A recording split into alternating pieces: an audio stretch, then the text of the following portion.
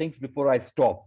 So I think, as we built out the services economy, post, liberalization, post Y2K, a $300 billion services, economy got created. It gave India a lot of confidence. It gave India swagger on the world stage.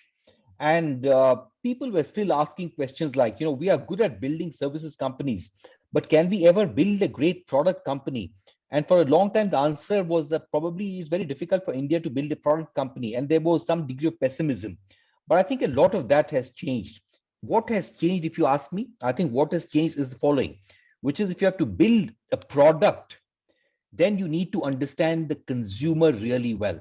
And India was never a really big market for products. The big markets for product was always the Western world. And what happened when we created the services companies and services economy is that we began to understand Western consumers really well. So the entire services economy laid the foundation for us as a country to be able to build product companies.